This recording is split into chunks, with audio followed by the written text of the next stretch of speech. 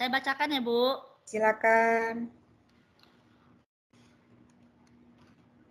Perikatan.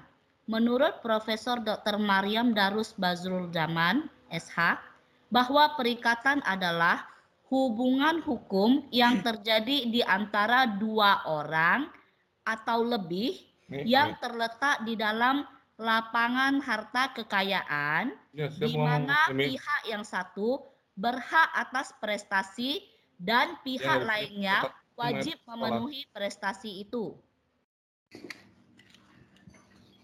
Prestasi menurut pasal 1234 KUH PER adalah A. Untuk memberikan sesuatu, to give something. B. Untuk berbuat sesuatu, to do something. C. Untuk tidak berbuat sesuatu atau not to do something. Perjanjian, overenskomst. Perjanjian adalah suatu perbuatan dengan mana satu orang atau lebih mengikatkan dirinya terhadap satu orang atau lebih, tercantum dalam pasal 1313 KUH Perdata. Kontrak. Kontrak adalah perjanjian tertulis. Contract is an agreement between two or more persons which creates an obligation to do or not to do particular things, menurut Black's Law Dictionary.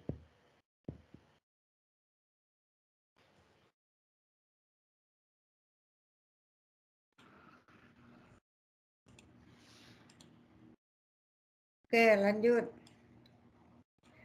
Miming, perikatan atau obligation.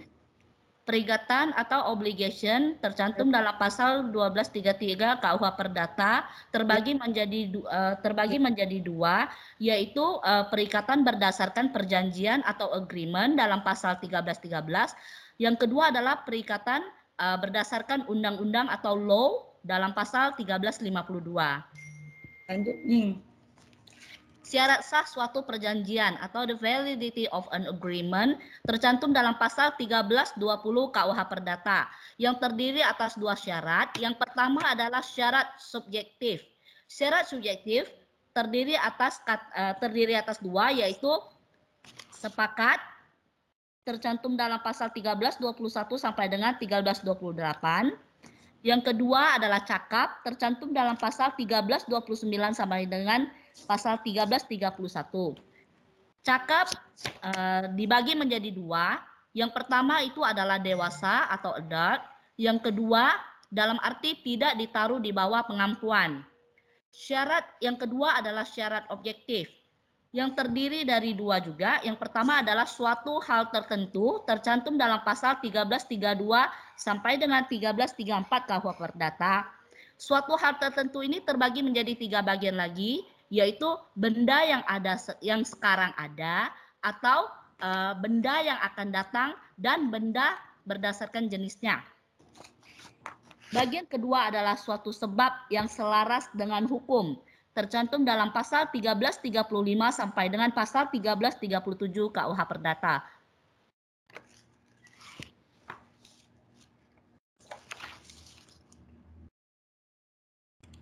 Oke.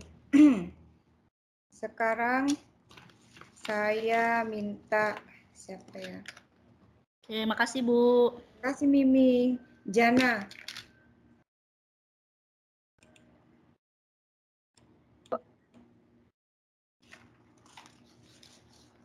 Saya baca ya Bu ya.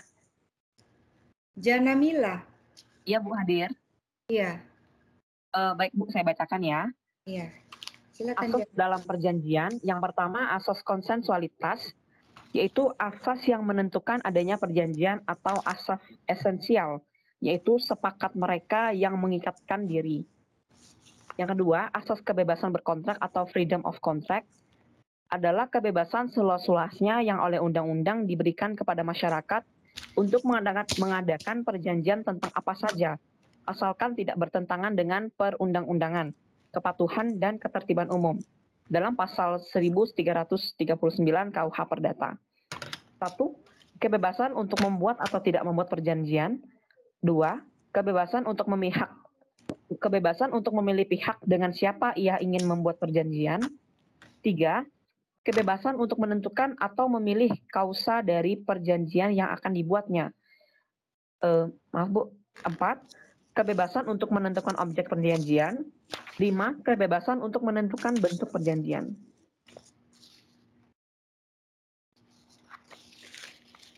Lanjut. Bentuk-bentuk akta terdiri dari 2, yaitu akta otentik dan akta di bawah tangan. Sedangkan akta otentik terbagi menjadi 3 akta. Akta notaris, akta catatan sipil, dan akta PPAT. Oke, sampai di sini dapat dimengerti?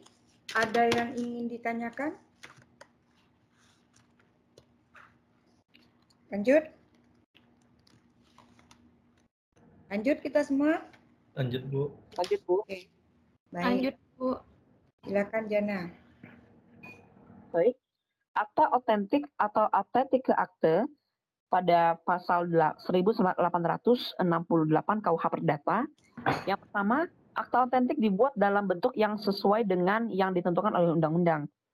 Yang kedua, harus dibuat oleh atau di hadapan pejabat umum yang berwenang. Ya, mempunyai kekuatan pembuktian yang sempurna, terutama mengenai waktu, tanggal pembuatan, isi perjanjian, penandatanganan, tempat pembuatannya, dan dasar hukumnya. 4. Bila kebenarannya disangkal, maka si penyangkal harus membuktikan ketidakbenarannya. Sedangkan akta di bawah tangan atau underhands akte, yang pertama, tidak terikat bentuk formal, melainkan bebas. Yang kedua, dapat dibuat bebas oleh setiap subjek hukum yang berkepentingan. Ketiga, apabila diakui oleh penanda tangan atau tidak disangkal, akta tersebut mempunyai kekuatan pembuktian yang sempurna, sama halnya seperti akta otentik. 4. Tetapi bila kebenarannya disangkal, maka pihak yang mengajukan sebagai bukti yang harus membuktikan kebenarannya atau melalui bukti atau saksi-saksi. Baik, Jana, terima kasih. Maaf Bu, terima kasih. Rosmilianti. Akibat hukum suatu perjanjian. Rosmilianti ada? Rosmilianti ada? Belum hadir? Hadir nggak?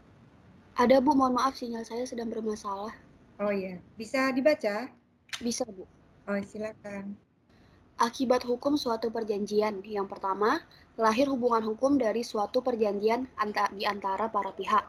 Yang kedua, tidak dapat ditarik kembali kecuali dengan kesepakatan kedua belah pihak.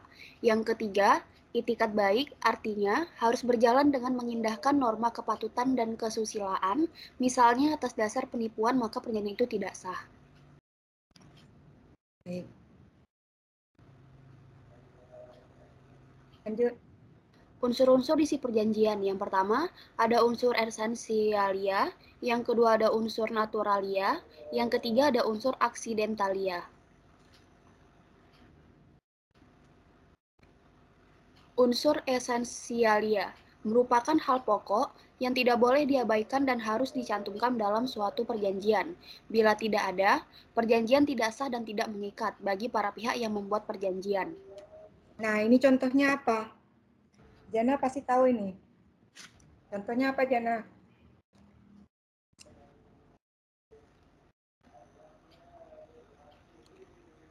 Judul daripada suatu perjanjian.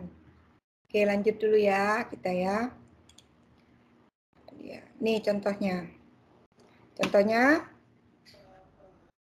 Contoh unsur esensialia, perjanjian jual beli barang dan harga, perjanjian sewa menyewa barang, harga sewa dan jangka waktu, perjanjian kerja, pekerjaan dan upah. oke. Lanjut. Unsur naturalia. Unsur naturalia merupakan ketentuan hukum umum, suatu syarat yang biasanya dicantumkan dalam perjanjian.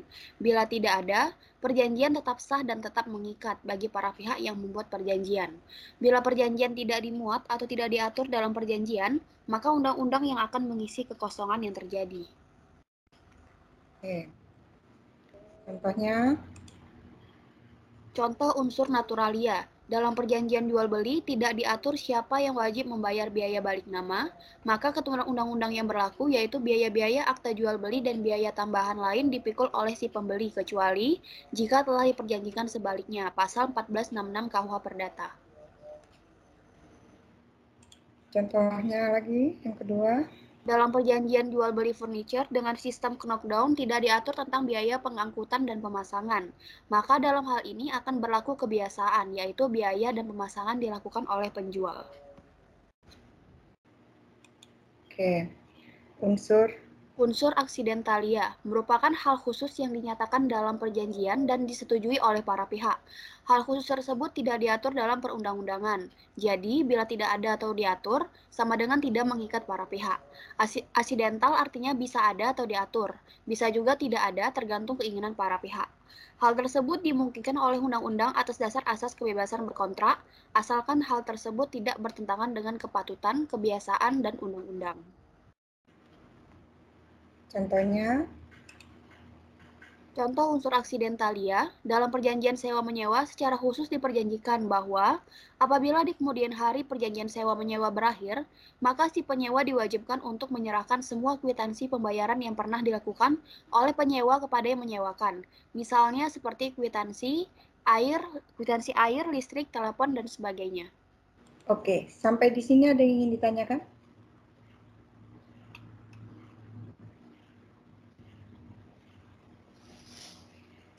Bagaimana? Teman-teman yang lain udah pada hadir semua? Mohon kameranya dihidupkan.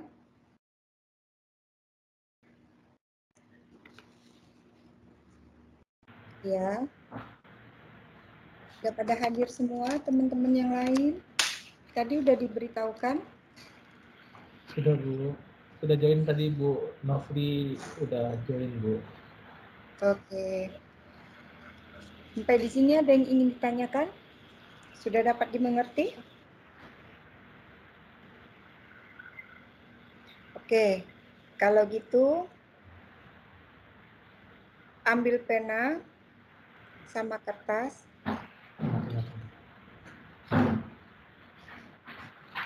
Ya.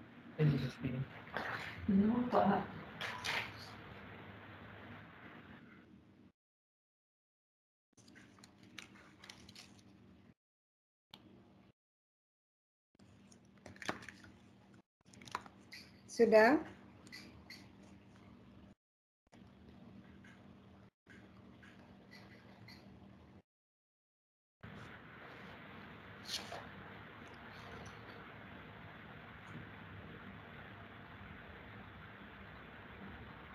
Kelompok 1. Nofrianti dan Zuhdi Fardi. Zudi Fardi. Ya. Kelompok 2.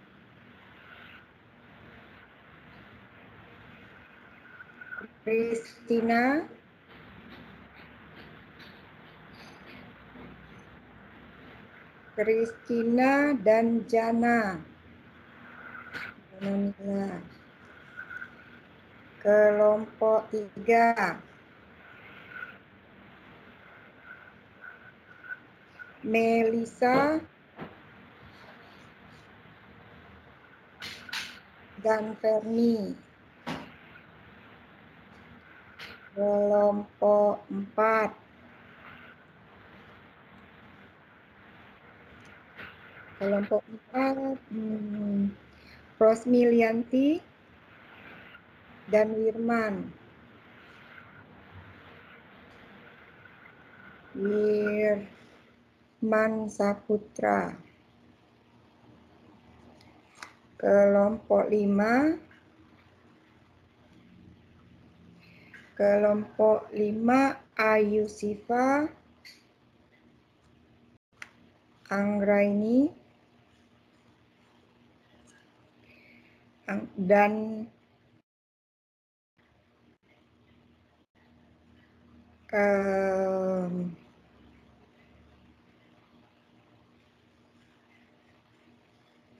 tadi Henry belum ya? Dan Henry Wahyudi. Kelompok terakhir, kelompok 6. Kelompok 6 itu Miming, Ibu, Pak itu 2, 3, 4, 5. Buatlah akta perjanjian. Contoh, akta perjanjian apa saja ya, tapi 1, 2, 3 akta perjanjian di bawah tangan. Kelompok 4, 5, 6 buatlah akta perjanjian otentik. Contoh, kelompok 1 akta perjanjian di bawah tangan, misalnya Novrianti pihak pertama, Zuhdi pihak kedua. Buatlah perjanjian. Bisa dimengerti? Nah, khusus untuk kelompok terakhir, ini kan ada 3. Miming, Imbu, dan Pak Teddy ya. Ini membuat akta otentik. Nah, mereka ini perjanjiannya 3 orang. Miming pihak pertama, Pak Imbu pihak kedua, dan Miming ini pihak ketiga. Buatlah suatu perjanjian, termasuk ada undang-undang di situ, buatlah suatu perikatan dan isinya. Contoh, mau buat perjanjian di bawah tangan, ini contoh ya, terserah judulnya apa saja. Contoh, sewa menyewa mobil. Contoh, sewa menyewa rumah. Ini yang mudah aja nih ya, akta perjanjian di bawah tangan yang paling mudah. Contoh, sewa menyewa ruko. Banyak ya. Nah, akta otentik itu contohnya juga banyak, jual beli. Bisa? Bisa Bu, insya Allah. Oke. Bu, Ya, izin Bu. ya, silakan. Bu, maaf tadi suaranya terputus. Untuk kelompok 6 kan terdiri dari 3 orang. Jadi Ya. membuat akta perjanjian otentik yang terdiri dari 3 pihak ya, Bu? Iya, betul sekali. Saya senang kalau ada yang mau bertanya. Silakan, ada yang mau bertanya. Sangat Terus senang saya. tadi Ibu bilang akta perjanjian otentik ini ada undang-undang atau apa tadi Bu? Terputus Bu, maaf. Iya, harus ada perjanjiannya. Contoh perjanjiannya apa? Kan tadi materinya Ibu udah kasih. Lalu Ibu tanya, kayaknya udah mengerti semua. Ya udah, kita masuk. Langsung ke praktek. Kalau yang namanya magister, materi itu bisa dipahami, kita langsung ke prakteknya saja. Nanti di dalam praktek, kita akan menemukan permasalahan-permasalahan, kita bisa bahas bersama-sama. Begitu. Ini perbedaannya kalau kita di magister dan kita di S1. Kalau S1 kan rata-rata teori ya, dijelasin apa artinya ini, apa artinya ini. Nah, kalau kita di magister, kita banyak di praktek gitu. Di mana kita menemukan masalah-masalah di dalam perjanjian, di dalam penyusunan kontrak. Nanti kita akan bahas. Bisa? Bu, izin kalau akta otentik berarti di hadapan notaris ya? Iya, misalnya di hadapan notaris, Ibu Nurlaili lah. ya boleh. Di hadapan notaris Teddy Sutadi boleh. Di hadapan notaris Pak Imbu juga boleh. Tapi kebetulan kamu kan satu kelompok dengan Pak Teddy dan Imbu ya. Mungkin kamu pakai nama di hadapan Ibu Notaris Novrianti juga boleh. Pokoknya notarisnya nama teman-teman yang ada di kelas ini gitu, bebas. Walaupun kita notaris kan ini kan kita contoh, jadi kita nggak perlu membawa notaris beneran, oke? Contoh misalnya Miming nih pihak 1 Miming, pihak 2 Imbu, pihak 3 Teddy berhadapan di notaris Pak Henry Wahyudi, nah gitu notarisnya gitu. Teman-teman kita sendiri yang jadi notarisnya, gimana? Ya baik, siap. Bisa dimengerti? Ada lagi yang ingin ditanyakan? Kalau akta otentik berarti di hadapan notaris. Kalau akta di bawah tangan, ayo bikin perjanjiannya seperti apa, perikatannya mau seperti apa, tetap ada pasalnya ya, pasal 1, pasal 2, pasal 3. Pasal itu adalah apa yang kalian bikin pengikatan. Misalnya pasal 1, pihak pertama menyewakan rumah ini kepada pihak kedua dengan memberikan uang DP sekian. dan akan memasuki pada tanggal sekian baru dibayarkan sisanya. Contoh, ini contoh ya. Saya tidak tahu seperti apa yang ingin kalian buat gitu loh. Ada lagi? Ini contoh. Nah, pasal 2 gitu loh. Pembayaran ini. Tulislah di situ apa yang ingin kalian tuangkan gitu. Waktunya 45 menit dari sekarang. Cukup? 40 Cukup. menit lah. Saya rasa 40 menit cukup lah. 40 menit atau 45 menit ini? Cukup, Bu. Cukup. Ayo, mau 40 menit atau 45? Atau 30 menit ada yang mau? 45. boleh, Bu. Hah? 5 juga. 45 ya udah Ibu tunggu. Bikin yang bagus ya. Ibu Ya. tunggu ya. Ada lagi yang ingin ditanyakan? Ada? Cukup dimengerti sampai di sini? Bu, mohon izin. Silakan. Akta notaris itu kita ambil fidusia boleh kan, Bu? Boleh, lebih dari boleh. Ada yang mau beli buku saya juga boleh. Kemarin baru 1 orang Pak Zudi ya. Buku saya nggak banyak, cuma sisa 6. Karena kelas-kelas yang lain udah pada beli semua. Jadi siapa yang mau silakan. Nanti kalau lebih dari 6 mungkin kita akan pesan lagi. Dan datangnya mungkin agak lama. Sudah disampaikan ke teman-teman, Bu. Udah banyak juga yang pesan, nanti mungkin Iya. segera dikabarin, Bu. Coba segera dikabarin. Jadi nanti kalau yang lebih dari 6 mungkin 2 mingguan bukunya dicetak baru datang. Kalau yang duluan mungkin 6 buku akan saya kirimkan Gojek kalau mau duluan gitu. Karena untuk edisi ini udah 2 kali pengiriman udah selesai bukunya. Cuman tinggal itu nanti kita order lagi. Makanya harus tahu jumlahnya berapa dulu. Bu, yang 6-nya kita ambil aja, Bu. Besok saya dijemput, Bu. Boleh, boleh. Jadi nanti yang sisanya berapa lagi, Pak Teddy?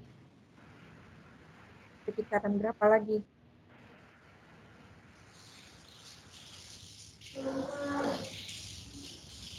Jadi tanya Bu Melisa dulu nanti ya, Bu. Daftarnya. Oke.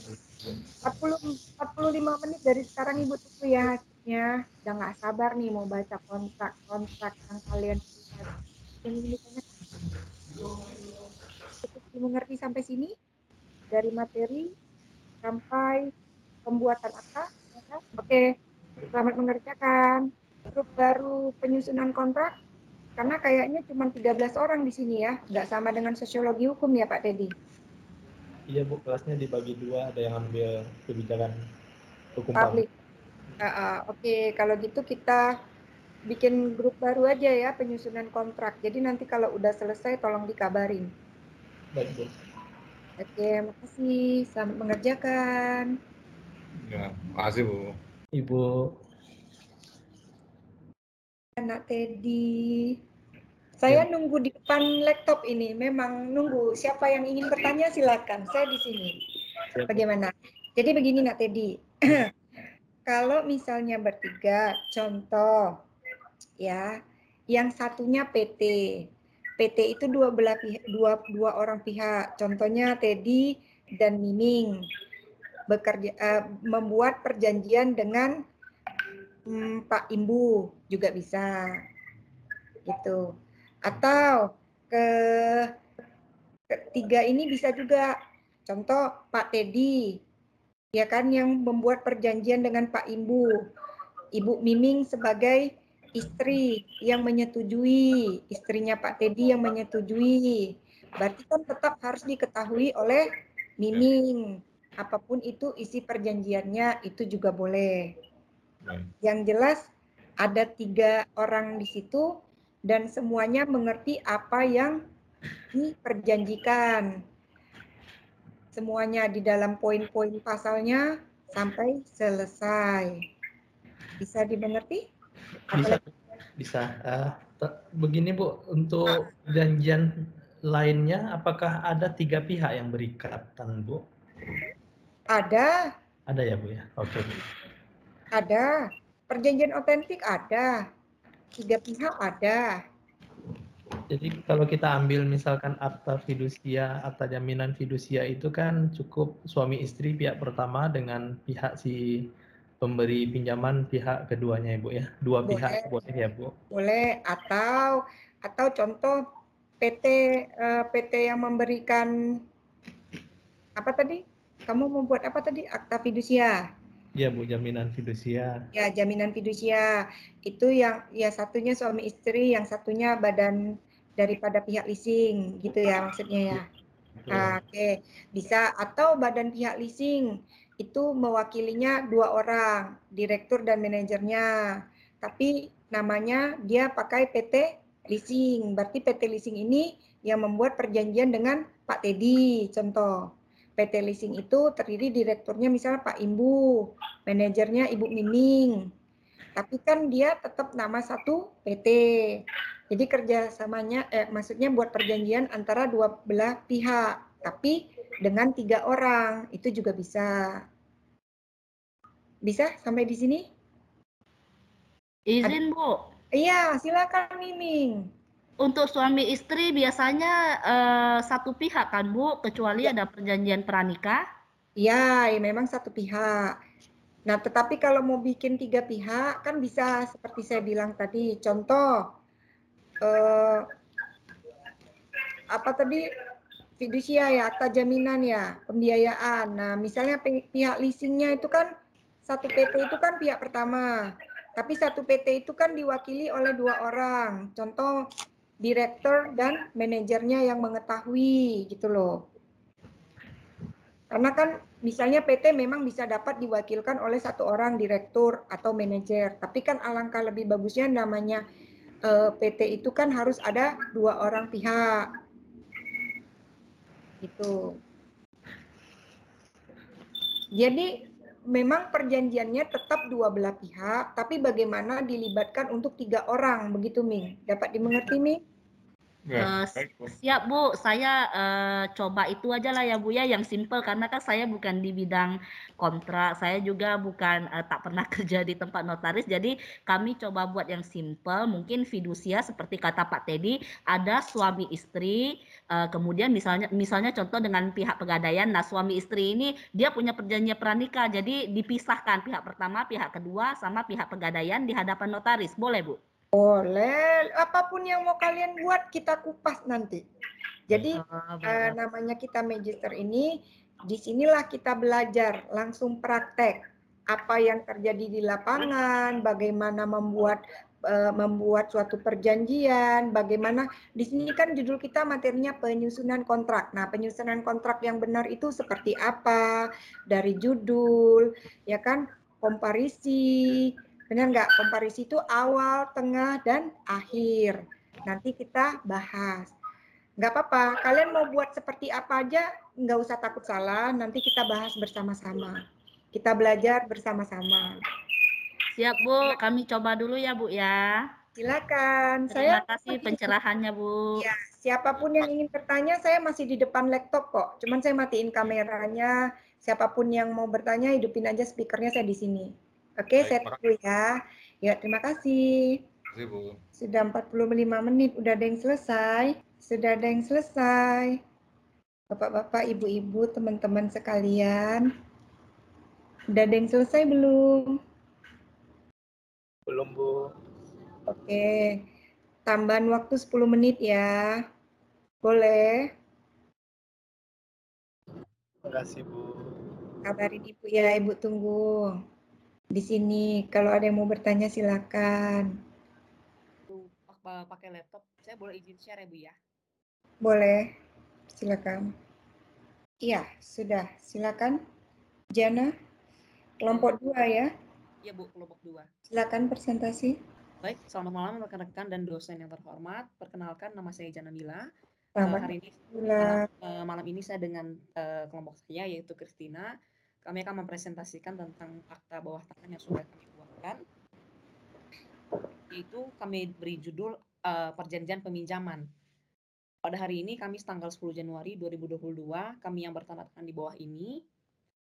1. Ibu Christina dilahirkan di Batam, Provinsi Kepulauan Riau.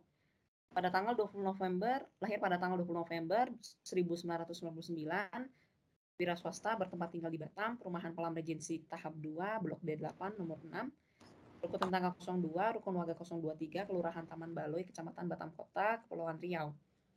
Memegang kartu tanda penduduk nomor 2171 0201 1990009 sebagai warga negara Indonesia. Dalam hal ini bertindak yang pertama untuk diri sendiri, dan yang kedua dalam jabatannya selaku pemilik usaha rumah makan Oma yang berlokasi di Komplek Palm Spring nomor 19, Kelurahan Taman Baloi, Kecamatan Batam Kota. Untuk selanjutnya disebut juga sebagai pihak pertama atau yang meminjamkan. Yang kedua, Ibu Jana Mila dilahirkan di Jakarta, Provinsi Daerah Khusus Ibu Kota Jakarta pada tanggal 23 Oktober 2000, wira swasta bertempat tinggal di Batam, Perumahan Sirion Indah, Blok K nomor 29, rukun tetangga 01, rukun warga 015, Kelurahan Patang Lestari, Kecamatan Sekupang, Kepulauan Riau. Pemegang kartu tanda penduduk nomor 21 20 2003 1080 909, warga negara Indonesia. Dalam hal ini bertindak untuk diri sendiri, dan yang kedua dalam jabatannya selaku gembala sidang, dengan demikian mewakili pengurus dari dan oleh karena itu untuk dan atas nama serta mewakili GBI ESI atau Gereja Bethel Indonesia Evangelical Church berkedudukan di Batam. Untuk selanjutnya disebut juga pihak kedua atau peminjam. Kedua belah pihak terlebih dahulu menerangkan bahwa 1. Bahwa pihak pertama meminjamkan kepada pihak kedua berupa satu lantai bangunan rumah toko di lantai 4 yang beralamat di Komplek Palm Spring, Jalan Palm Spring nomor 19, Kelurahan Taman Baloi, Kecamatan Batam Kota, Batam. Kedua, bahwa pihak kedua bersedia meminjam dari pihak pertama berupa satu lantai bangunan rumah toko tersebut di atas untuk keperluan tempat ibadah dan kantor sekretariat GBI ESI atau Gereja Bethel Indonesia Evangelical Church yang berkedudukan di Kota Batam. Pasal 1, peruntukan pinjam. Pihak pertama meminjamkan bangunan tersebut di atas kepada pihak kedua hanya diperuntukkan dan dipakai sebagai tempat ibadah dan kantor sekretariat GBI ESI atau Gereja Bethel Evangelical Church. Yang kedua, pihak kedua wajib mempergunakan bangunan tersebut menurut peruntukannya dan tidak diperkenankan untuk tujuan lain kecuali telah mendapatkan persetujuan dari pihak pertama. Pasal 2, jangka waktu. Perjanjian peminjaman ini dilangsungkan dengan jangka waktu selama 11 bulan, dimulai dari tanggal 10 Februari 2022 hingga 10 Januari 2023. Pasal 3, kontribusi. 1. Biaya kontribusi satu lantai bangunan rumah toko yang telah disepakati oleh kedua belah pihak yaitu sebesar Rp1.500.000 per bulan dengan cara pembayaran. A. Pembayaran kontribusi dilakukan secara bulanan. B. Pembayaran pertama dibayar lunas pada saat ditandatanganinya perjanjian peminjaman, dan selanjutnya pembayaran dilakukan setiap tanggal 10 bulan berikutnya. C. Pembayaran dilakukan ke Bank Sentral Asia atau BCA dengan nomor rekening 821023278881 atas nama Christina, dan kopi bukti transfer diserahkan kepada pihak pertama. Biaya yang disepakati digunakan sebagai kontribusi atas dipinjamkannya lantai 4 gedung tersebut. Pembebanan biaya listrik dan air akan dibagi dan dimasukkan ke dalam pembayaran bulan selanjutnya. 2. Pihak kedua bebas dari tanggungan pajak bumi bangunan atau PBB tahunan, biaya retribusi setempat, iuran keamanan dan kebersihan, dan biaya-biaya lainnya. Pihak kedua tidak menanggung biaya di luar biaya kontribusi, biaya listrik, dan air.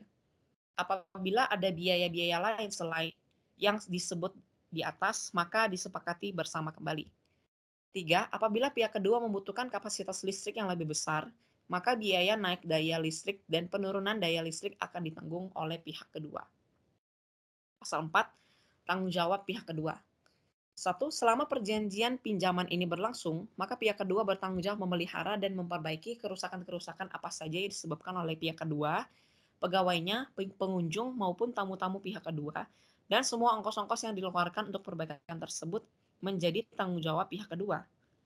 2. Apabila selama peminjaman ini berlangsung, pihak kedua tidak bertanggung jawab atas kerusakan atau kemusnahan yang mungkin terjadi pada bangunan tersebut yang disebabkan oleh bencana alam atau kerusakan di luar kekuasaan pihak kedua atau force majeure, keretakan pada dinding atau kerusakan pada konstruksi bangunan.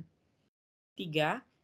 Akan tetapi apabila kebakaran atau kerusakan terjadi karena kesalahan atau kelalaian pihak kedua atau peminjam, maka pihak kedua wajib dan karena itu mengikatkan diri akan mengganti dan memperbaiki bangunan tersebut seperti keadaan semula. Pasal 5, jaminan pihak pertama. Pihak pertama meminjamkan satu lantai bangunan rumah toko kepada pihak kedua dengan sepengetahuan pemilik bangunan rumah toko. Yang keenam, perpanjangan pinjaman. 1. Manakala tersebut dalam pasal 2 di atas telah berakhir dan pihak pertama masih hendak meminjamkan bangunan tersebut, maka pihak kedua diberi hak utama atau priorit untuk memperpanjang perjanjian pinjaman ini dengan memberitahukan perpanjangan tersebut paling lama 2 bulan sebelum jatuh tempo, dan apabila pihak pertama menyetujui perpanjangan akan dibuat surat perjanjian yang baru. 2. Apabila masa pinjaman tersebut berakhir, maka pihak kedua berkewajiban menyerahkan bangunan tersebut kepada pihak pertama. 3. Perpanjangan pinjaman dilakukan dengan kondisi apabila pihak pertama masih menyewa bangunan rumah toko tersebut dari pemilik dan kedua belah pihak telah memiliki kesepakatan untuk melanjutkan pinjaman. Pasal 7, pengosongan tempat. Jika setelah masa pinjaman berakhir dan pihak kedua tidak akan memperpanjang masa pinjamannya, maka pihak kedua berkewajiban mengembalikan apa yang dipinjamnya dalam keadaan seperti semula dan terpelihara baik. 2. Untuk pengosongan tempat disepakati di toleransi waktu yang diberikan pihak pertama yaitu 7 hari kalender. Pasal 8, perselisihan para pihak. Bila mana di antara kedua belah pihak timbul perselisihan mengenai perjanjian pinjaman ini, maka hal ini akan diselesaikan dengan cara musyawarah dan mufakat. Pasal 9, penutup. Demikianlah surat perjanjian pinjaman ini dibuat di Batam pada hari dan tanggal sebagaimana tercantum pada awal perjanjian pinjaman ini dalam 2 rangkap mempunyai kekuatan atau keaslian yang sama untuk dipergunakan seperlunya oleh yang berkepentingan. Selanjutnya para pihak membubuhkan tanda tangan. Demikian presentasi dari kelompok kami. Terima kasih, Bu. Oke, kita buka dulu dari awal judul. Baik, di sini kalau perjanjian di bawah tangan itu ini termasuk perjanjian peminjaman ya, gitu ya judulnya. Iya, Bu. Oke, peminjamannya tidak perlu disebutkan. Cukup perjanjian peminjaman saja. Maksudnya, Bu? Contoh ini kan peminjaman gedungnya, barangnya. Iya. Jadi perjanjian peminjaman saja gitu. Iya, Bu. Karena objeknya ada disebutkan di bagian bawahnya sih, Bu. Oke, sekarang saya tanya, kalau seandainya dia peminjaman uang, judulnya perjanjian peminjaman juga? Iya, Bu. Seperti itu? Kalau sepengetahuan saya, iya, Bu. Oke. Sejauh yang saya pahami ya, Bu. Mohon maaf apabila ada salah. Enggak, di sini saya bertanya, jadi kita di sini kan sama-sama belajar. Iya. Kita nggak ada di sini siapa yang salah, siapa yang benar, tapi kita memperbaiki gitu loh. Memperbaiki. Nah, kalau perjanjian peminjaman ini tadi peminjaman apa ya? Gedung, tanah atau gimana? Iya, Bu, gedung yang berada di lantai 4. Gedung yang berada di lantai 4. Itu kira-kira maksudnya seperti kantor atau satu ruangan atau seperti apa? Jadi posisinya gedung ini ada 4 lantai, Bu. Jadi yang kita pakai itu hanya di lantai keempatnya, selantainya gitu, Bu.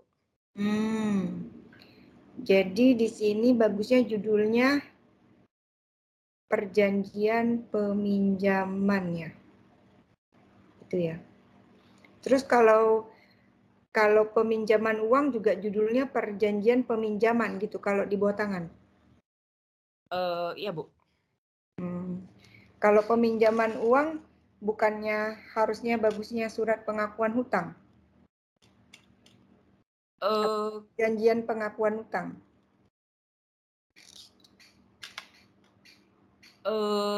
Kalau pengakuan hutang itu,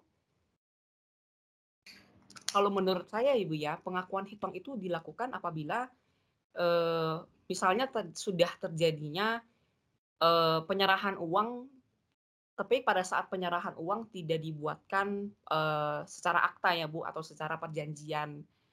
Jadi pengakuan hutang itu sejauh yang saya tahu itu untuk mengakui apa yang sudah terjadi. Jadi supaya apabila misalnya pihak peminjamnya tidak mampu untuk membayar hutang tersebut, maka misalnya ada aset yang akan dia serahkan atau sebagainya, tapi prosesnya bawah tangan.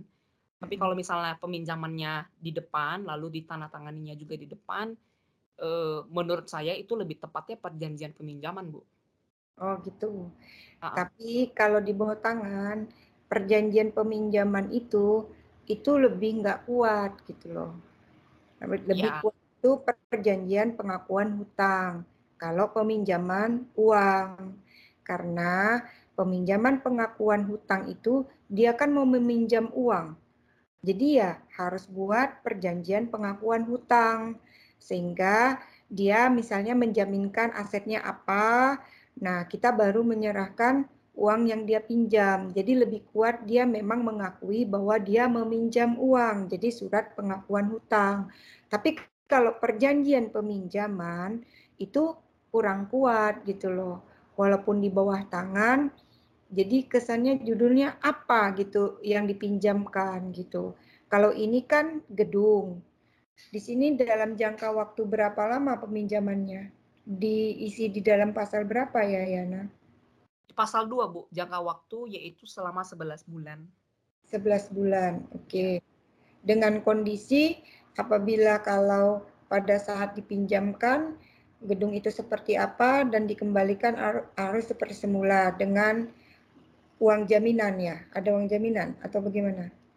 Tidak menggunakan uang jaminan, Bu. Cuman ada klausul menyatakan bahwa apabila dikembalikan, maka harus dikembalikan kepada keadaan yang semula. Oke. Oke. Ini sih tunggu ya. Pengosongan tempat juga ada diberikan waktu. Oke. Penyelesaian para pihaknya. Penyelesaian para pihak dilakukan secara musyawarah dan mufakat, Bu. Oke. Hanya seperti ini saja ya? Iya, Bu. Nggak ada tambahan lainnya untuk menguatkan? Saya nggak masukin ini sih, Bu, klausul yang lain. Soalnya jadi gini, Bu, perjanjian peminjaman ini saya pakai sebenarnya mungkin mirip-mirip dengan sewa menyewa. Cuman tidak saya masukkan sebagai sewa menyewa karena dengan biaya yang sangat sebenarnya kalau pinjam satu lantai itu kontribusinya nggak mungkin hanya 1,5 juta, Bu, per bulan. Tapi Ya. karena jadi istilahnya gini, Bu, mungkin skenarionya itu mungkin hanya sebatas kontribusi secara sukarela, makanya menggunakan istilah pinjam meminjam, Bu.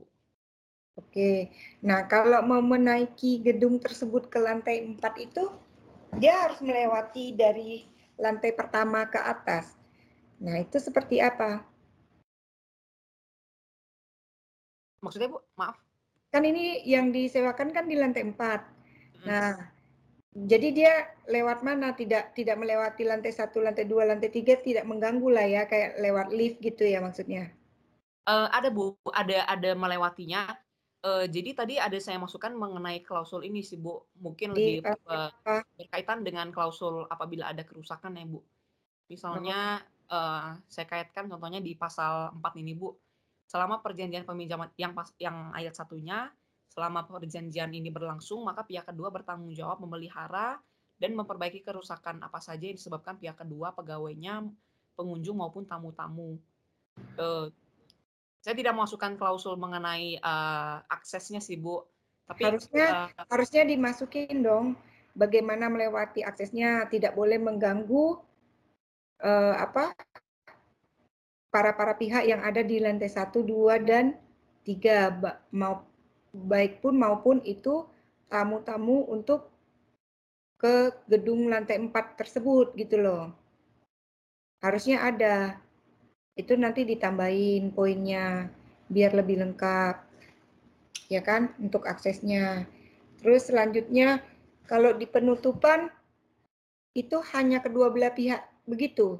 Walaupun di bawah tangan harus ada saksi nggak? Kalau seumumnya ada, Bu, tapi saya baca perjanjian bawah tangan, tapi ada juga yang tidak. Jadi gini, baik itu di bawah tangan maupun akta otentik, ya, yang benar penyusunannya adalah pertama judul, komparasinya itu kedua belah pihak yang ingin membuat suatu perjanjian, lalu isinya, terus di penutup itu harus ada minimal 2 orang saksi. Oke, sampai di sini ada lagi yang ingin menambahkan mungkin perjanjian akta di bawah tangan oleh kelompok 2, silakan teman-teman yang lain, bapak-bapak, ibu-ibu. Silakan. Ada yang ingin bertanya atau ada yang ingin menambahkan daripada perjanjian di bawah tangan yang dibuat oleh kelompok kedua, silakan.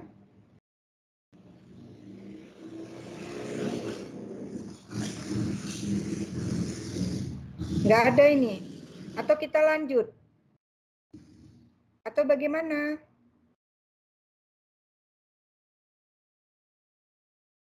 Saya kayak ngomong sendiri ya di sini ya. Mohon kerjasamanya ya.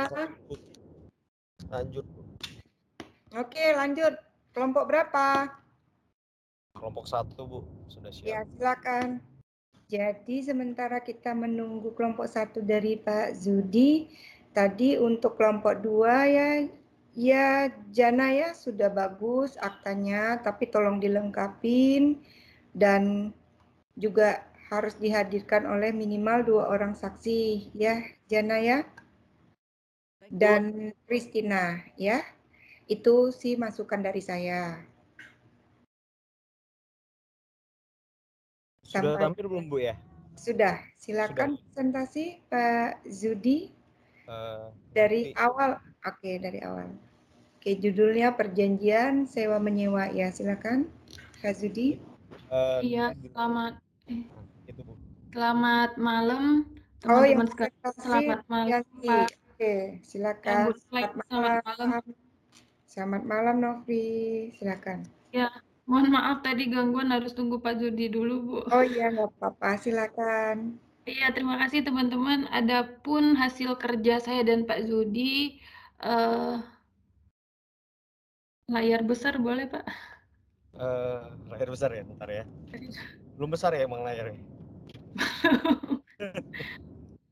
Di saya sih belum. Oke. Sudah? Oke, sudah. Oke, boleh deh ya. Oke, adapun tugas saya dan Pak Zudi mengenai tentang perjanjian akta di bawah tangan. Nah, yang sudah kami kerjakan ini terkait dengan perjanjian sewa menyewa, lebih tepatnya sewa menyewa gedung. Untuk perjanjiannya adapun sebagai berikut, dengan judul perjanjian sewa menyewa, diikuti dengan nomor dan tahun. Perjanjian sewa menyewa ini ditandatangani di Batam pada hari Rabu tanggal 9 bulan Februari 2022.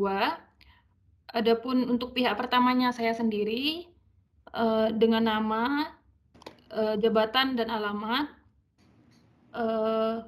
lengkap dengan keterangan berkedudukan sebagai apa. Di sini saya sebagai pemilik gedung, ada alamatnya, dan juga pihak kedua ada Pak Zudi dengan jabatan dan alamat, dan juga berkedudukan kantornya sebagai penyewa gedung. Adapun untuk objek sewanya, kita terterakan luas dan letak. Dan berikut pasal kedua mengenai jangka waktu. Di situ tertulis persewaan ini dimulai pada tanggal 14 Februari tahun 2022 dan dilangsungkan untuk jangka waktu 1 tahun. Berikut dengan berakhirnya pada 13 Februari tahun 2023, kecuali diakhiri atau berakhir lebih awal berdasarkan ketentuan sebagaimana diatur dalam pasal 12 diatur pada pasal perjanjian sewa ini. Saya lupa edit nih. Iya, baca aja, dibaca. Sebagai diatur dalam pasal 12 perjanjian sewa ini. Untuk pasal 3-nya terkait dengan harga sewa dan cara pembayaran. Harga sewa ruangan ada harganya di situ sebesar 1.500.000 termasuk PPh 10%, termasuk pajak sewa, tidak termasuk PPN. Kemudian cara pembayaran. Nofri, pasal 3. Ini tentang harga sewa dan cara pembayaran, di mana isinya harga sewa ruangan. Harga sewa ruangan itu per bulannya adalah sebesar 1.500.000 per bulan.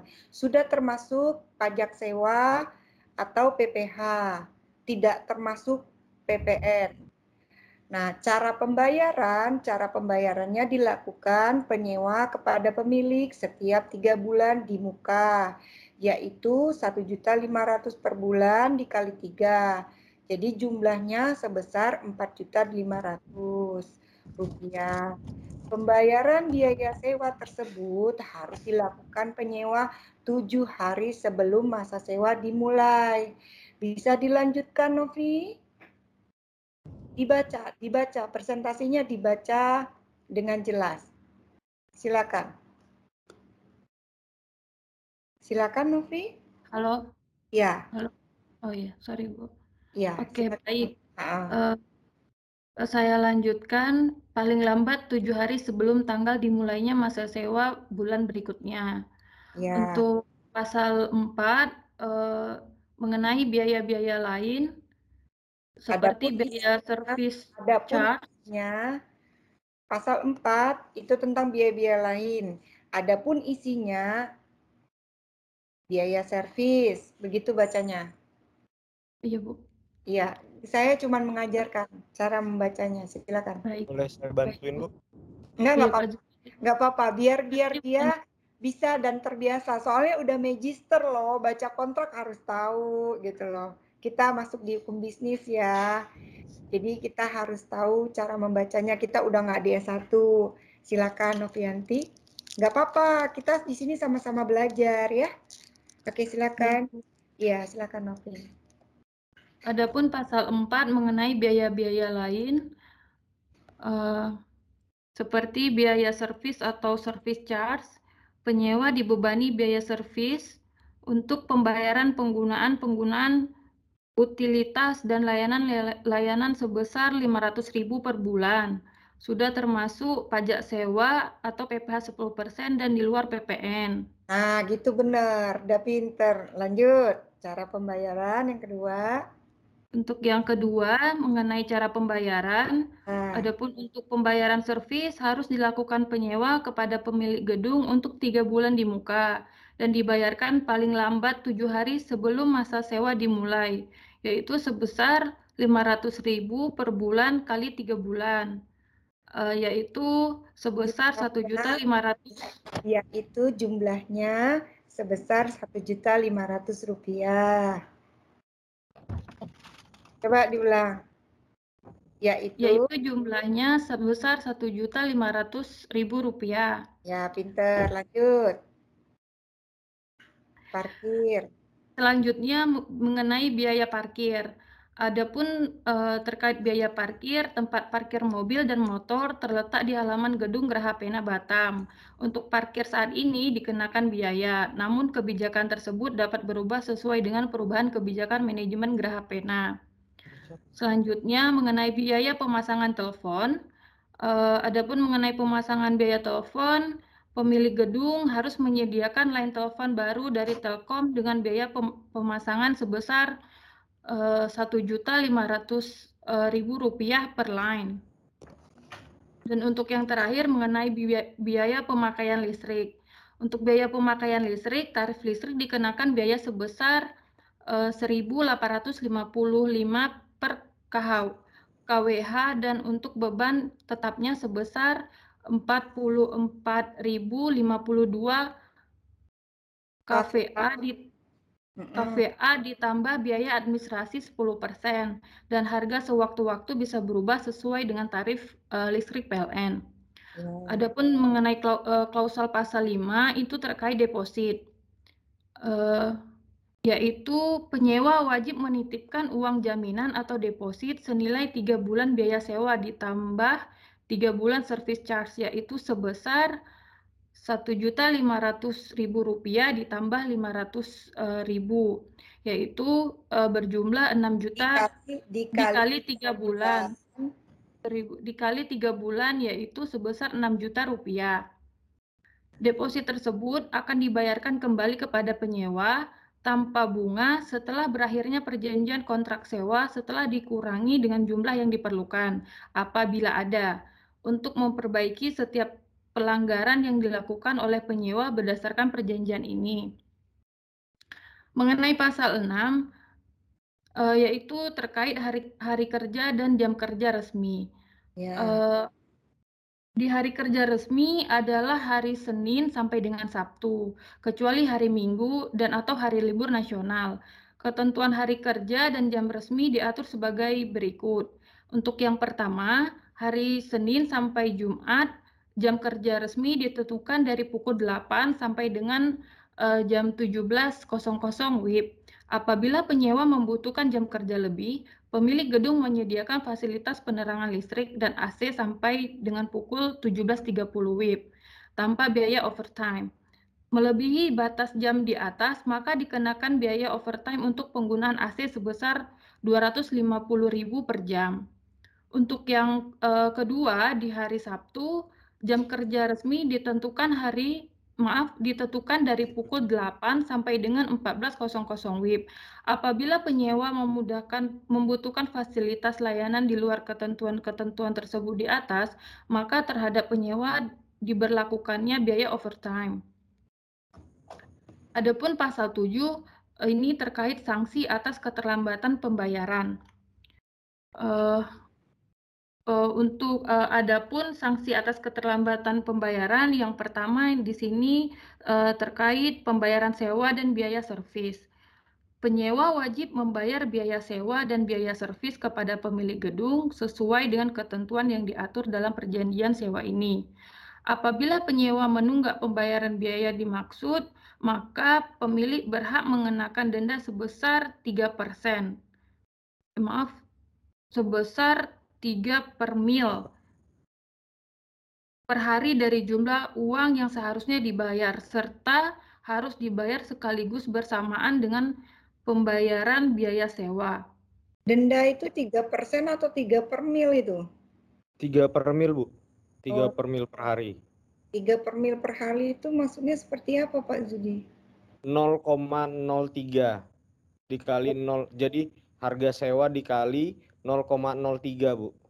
Oke. Biasanya kan 1 per mil. Nah, ini sanksinya 3 per mil, Bu. Oke. Lanjut. Dan apabila dalam jangka waktu 30 hari sejak timbulnya bukti kelalaian tersebut, penyewa masih juga tidak memenuhi kewajibannya tersebut di atas, maka terhadap penyewa dikenakan sanksi sebagai mana dimaksud dalam pasal 12 perjanjian sewa ini. Untuk berikutnya terkait pembayaran telepon. Untuk fasilitas telepon Telkom, penyewa wajib membayar biaya penggunaan fasilitas tersebut ke PT Telkom dengan ketentuan penyewa wajib menyerahkan kopi bukti pembayaran paling lambat tanggal 23 dari bulan termaksud. Adapun terkait pembayaran pajak. Pembayaran pajak di sini ada 3. Yang pertama, penyewa wajib membayar semua pajak atau pungutan lain yang dikenakan pemerintah pada saat ditagih pemilik gedung, atau denda yang lain yang mungkin dikenakan atau dikenakan sebagai akibat penggunaan ruangan sewa oleh penyewa untuk tujuannya atau atas biaya sewa dan biaya lain sehubung dengan hal tersebut. Yang kedua, sesuai ketentuan PPh pasal 4 ayat 2, penyewa berhak menahan 10% dari biaya sewa dan pembayarannya kepada pemerintah atas nama pemilik, dan tanda terimanya akan dikirim ke pemilik gedung sebagai bukti bahwa pembayaran telah dilakukan. Untuk yang terakhir, apabila penyewa gagal atau lalai membayar jumlah tersebut, pajak biaya pungutan dan ongkos di mana penyewa diharuskan untuk membayarnya berdasarkan perjanjian ini, bersamaan dengan semua bunga dan denda yang mungkin dikeluarkan oleh pemilik gedung sebagai akibat kelalaian dari penyewa, dapat dianggap sebagai biaya sewa tambahan dengan pertimbangan dan keputusan mutlak dari pemilik gedung, dan pemilik gedung mempunyai semua hak untuk mendapatkan uang penggantian karena kelalaian membayar di pihak penyewa. Dan tentang keterlambatan pembayaran listrik, di sini penyewa wajib membayar tagihan pemakaian listrik setiap bulannya kepada pemilik gedung paling lambat tanggal 20 dari bulan yang dimaksud. Dan apabila pembayaran dilakukan setelah tanggal tersebut di atas, maka terhadap penyewa dikenakan denda 3% per hari yang dibayarkan kepada pemilik gedung. Kalau listrik 3% ya, Pak? Iya, Bu, betul, Bu. Oke. Karena biasanya kan listrik kan lebih murah, Bu. Oke. Gitu. Silakan, lanjut. Yes. Adapun klausul pasal 8 ini terkait persetujuan dari penyewa. Yang pertama terkait gangguan pada para penyewa lainnya. Para penyewa tidak boleh melakukan atau mengizinkan dilakukannya suatu tindakan apapun di dalam bangunan yang bisa menyebabkan gangguan bagi atau pelanggaran terhadap hak-hak atau kewajiban penyewa atau penyewa lain, atau dengan cara apapun menimbulkan kerugian atau kejengkelan pada penyewa. Untuk yang kedua, ini terkait beban pada lantai.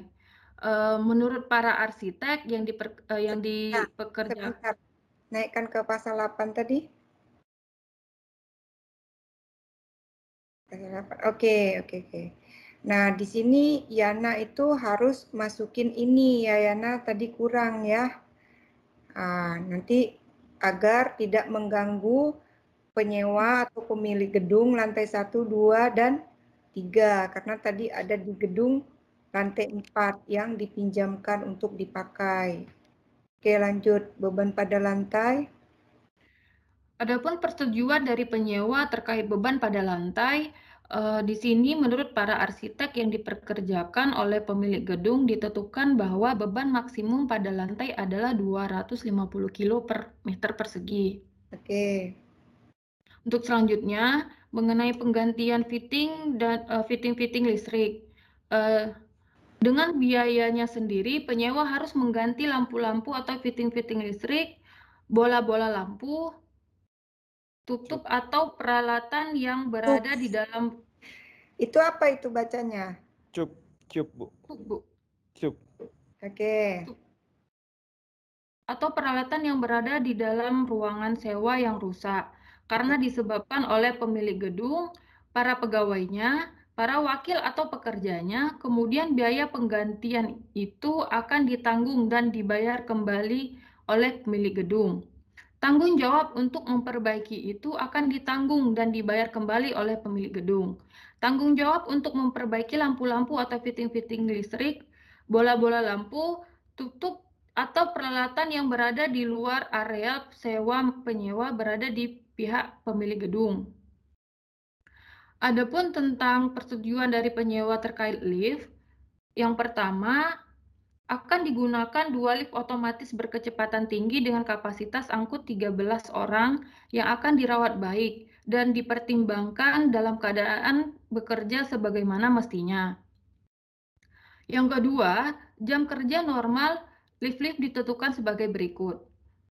Yang pertama, selama lift-lift sedang dioperasikan, lift-lift itu akan dijalankan oleh petugas yang dipekerjakan oleh pemilik atau akan dijalankan secara otomatis.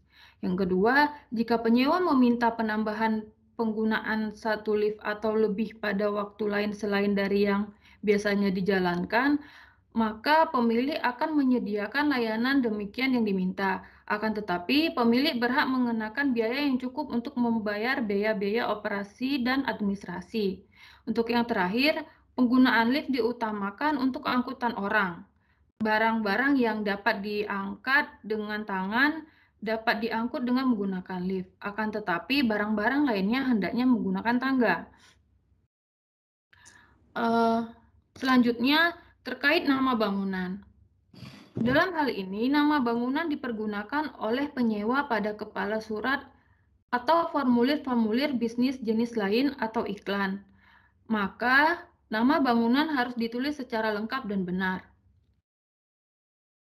Untuk pengusiran, pemilik gedung berhak mengeluarkan atau mengusir siapa saja keluar dari bangunan apabila pemilik berpendapat bahwa orang itu berada dalam pengaruh minuman yang memabukkan atau obat-obatan atau bila dengan sengaja orang dimaksud bertindak melanggar peraturan-peraturan ini. Selanjutnya, masuk setelah jam kerja. Memperhatikan kebutuhan para penyewa untuk memasuki dan keluar dari bangunan di luar jam-jam kerja, pemilik gedung bersedia dan akan membuat perjanjian yang sesuai dengan penyewa untuk mengatur hal ini. Penyewa setuju bahwa jika sebagai akibat permintaan tersebut di atas, pemilik gedung harus mengeluarkan biaya tambahan, maka biaya tambahan itu akan dibebankan kepada penyewa. Terkait kejengkelan, penyewa tidak boleh melakukan atau mengizinkan dilakukannya suatu tindakan yang bisa menimbulkan kejengkelan bagi atau suatu tuntutan kepada pemilik gedung atau penghuni-penghuni bangunan atau bagian daripadanya. Adapun mengenai keamanan, Satpam harus bertugas 24 jam sehari dan kewaspadaan kebakaran harus dipertahankan dengan bantuan alat penyemprot dan alarm. Adapun mengenai asuransi, di sini ada dua. Yang pertama, bangunan dan perlengkapannya serta servis yang disediakan oleh pemilik gedung harus diasuransikan penuh dan pemilik gedung juga akan menutup asuransi terhadap kecelakaan umum dalam hal cedera yang terjadi di tempat umum dari ruangan sewa atau halaman dari bangunan dengan syarat bahwa jika terjadi cedera atau kematian atau kerusakan pada pemilik gedung berupa barang tidak bergerak yang terjadi di dalam ruangan sewa yang diakibatkan oleh penyewa, maka penyewa bersedia untuk membayar ganti kerugian sepenuhnya kepada pemilik gedung. Yang kedua, asuransi public liability atau kecelakaan umum seperti dinyatakan di atas tidak berlaku jika terjadi kelalaian pada pihak penyewa, kepegawaiannya atau kuasanya. Demikian perjanjian ini dibuat dan ditandatangani kedua belah pihak, di mana masing-masing pihak berada dalam keadaan sadar serta tanpa adanya paksaan atau tekanan dari pihak manapun. Untuk pihak pertama tertanda Novrianti, pihak kedua Bapak Zudi Fardi. Nggak ada saksi? Karena ya lupa Bu sebenarnya. Oke, jadi harus ditambahkan ya. Nanti Saksi. ditambahin Bu, baik Bu. Ya minimal 2 saksi. Dimanapun buat perjanjian, walaupun itu antara kedua belah pihak, di mana perjanjian ini dinyatakan sah, maupun itu di bawah tangan atau akta otentik, harus ada para saksi. Minimal 2 saksi. Yang pertama saksi dari pihak pertama dan yang kedua saksi dari pihak kedua 1. Jadi minimal masing-masing membawa 1 saksi. Jadi yang bertanda tangan minimal 2 saksi. Kalau lebih dari 2 boleh Bu, boleh sekali. Ya, sampai di sini bisa dimengerti? Ada yang ingin ditanyakan atau ada yang ingin ditambahkan kepada kelompok 1, yaitu kelompok Novrianti dan Zudi? Kalau menurut saya di sini udah bagus komparasi daripada isi perjanjian. Ya, kita terus naik ke atas ya.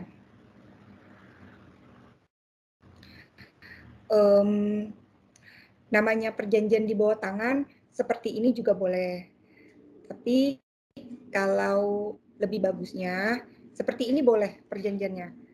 Tapi kalau lebih bagusnya perjanjian sewa menyewa pada hari ini tanggal 9, nah kayak perjanjian sewa menyewa ini ditandatangani di Batam itu letaknya di bawah, di paling bawah sebelum tanda tangan gitu loh. Tapi kalau mau dibuat seperti ini juga boleh, karena ini perjanjian di bawah tangan. Berarti maksudnya Batam tanggal gitu Bu ya? Paling bawah Enggak. tempat tanda tangan. Jadi Ya, bisa juga gini, setelah tadi coba kita ke bawah, ke paling bawah. sebentar Bu. Ke paling bawah. Oke. Terus paling habis. Oke, terus. Oke.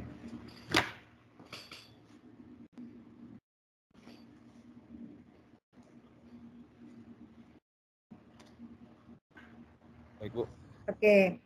Demikian perjanjian ini dibuat dan ditandatangani kedua belah pihak, di mana masing-masing pihak berada dalam keadaan sadar serta tanpa adanya paksaan atau tekanan dari pihak manapun. Batam. Nah, di sini. Di tengah-tengah. Oh, tengah-tengah Bu ya. Tengah-tengahnya Batam tanggal berapa? Batam tanggal hari ini misalnya Bu ya. Ya, contoh 09 Februari 2022. Oke, Februarinya dibenerin. Oke. Ya, gitu. Nah, yang di atasnya, paling atas kita balik lagi ke atas. Bentar. Kita balik. Ya, kita balik lagi ke atas. Ini agak susah. Iya, nggak apa-apa, pelan-pelan aja. Nah, sambil nunggu kelompok 3 ya, silakan kelompok 3 maju. Malam ini kita selesaikan presentasi daripada perjanjian di bawah tangan. Nanti besok kita sambung perjanjian akta otentik, di mana kita harus membedakan antara perjanjian akta otentik dan perjanjian di bawah tangan. Ya, itu dihapus. Batamnya ini Bu ya? Semua dihapus. Ya, semua. Semua. Langsung pada hari tak. Semua dihapus. Oh, semua dihapus. Bukan. Yang enggak gini, Pak. Kita mulai daripada hari ini. Jadi di belakangnya pada hari ini dihapus. Terus. Oke. Hapus. Nah, P-nya dibesarin. Oke. Perjanjian sewa menyewa pada hari ini, Rabu tanggal 9 bulan Februari tahun 2022, ya benar. Oke. Nah, di sini untuk selanjutnya dalam hal ini disebut pemilik gedung. Strip pihak pertama, gitu. Pihak pertama gitu Bu ya. Oh, ya, ini. Strip.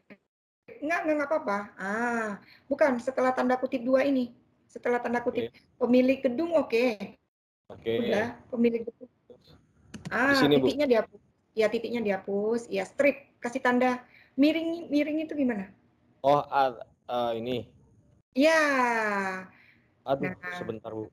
Enggak apa-apa. Pemilik gedung, strip, ya pihak pertama.